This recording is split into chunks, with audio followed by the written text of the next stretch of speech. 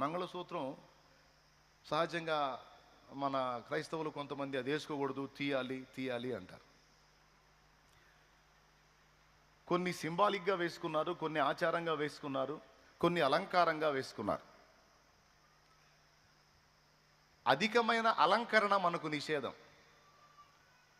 పరపురుషుడు నన్ను చూసి మోహించాలి అనే విధంగా మనం రెడీ అవ్వటం అనేది మనకు నిషేధం. దైవభక్తి గలవారమని చెప్పుకొను స్త్రీలకు తగినట్టుగా సత్క్రియల చేత మిమ్మును మీరు అలంకరించుకోండి అన్నాడు. తిమోతికి రాసినటువంటి మొదటి పత్రిక 2వ అధ్యాయం 9వ వచనం. జస్ట్ రిఫరెన్స్ నోట్ చేసుకొని నాకు వెళ్ళి చూడండి. స్త్రీలను గురించి అక్కడ మాట్లాడాడు. సహజంగానే పురుషుడి కంటే స్త్రీకి సౌందర్య పిపాస ఎక్కువ.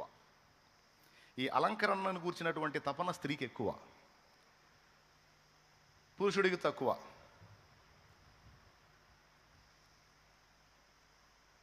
కానీ స్త్రీకి ఈ రందు ఉంటుంది.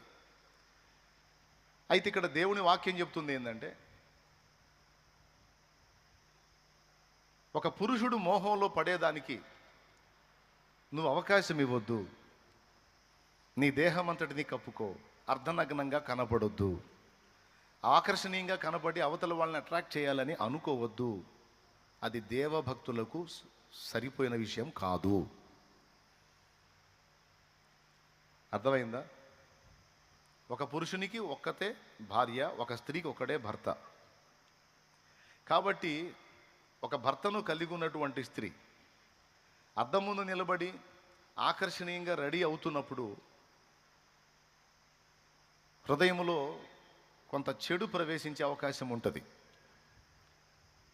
ఒక స్త్రీ నాకు తెలుసు, భర్త రెడీగా అన్నాడు, మ్యారేజ్కి పోదాం రెడీగా అన్నాడు. స్పెషల్ బట్టలు ఏం కట్టుకోవాలా, ఉన్నది ఉన్నట్టు రెడీ అయి బయలుదేరింది. భర్త అన్నాడు, మనం పెళ్ళికి పోతున్నాం, సావుకు కాదు అన్నాడు. పెళ్ళికే నేను కూడా రెడీ అయింది, పదా అంది. ఈ అవతారంతో చూస్తే అవతలాలు దడుచుకుంటారు, ఏంది సరైన చీర కట్టుకోలేదు, మంచిగా రెడీ కాలేదు, ముస్తాబ్ అవ్వలేదు కానీ అన్నాడు. భార్య అంది, ఎవడి కోసం రెడీ కావాలి అని. ఎవడి కోసం రెడీ కావాలి? నా భర్తవు నువ్వు. నేను ఆకర్షించాల్సింది నీ కళ్ళని, నేను అందంగా కనపడాల్సింది నీకు. అర్థమైందా? అంతేగాని దారిని పోయే ప్రతి ఒక్కడికి కాదు. పరపురుషుల మధ్యలోకి వెళ్ళినప్పుడు నేను ఇలానే ఉంటా. నీ ఎదుట ఉన్నప్పుడు చెప్పు, నువ్వు ఎలా రెడీగా అమ్మంటే అలాగా అవుతా. ఎందుకంటే నీ భార్యను కనుక నిన్ను సంతోషపెట్టాల్సిన బాధ్యత నాకుంది కనుక అలా సిద్ధపడతా అంది భార్య. ఆ తర్వాత ఆ భర్త చర్చికి వచ్చాడు.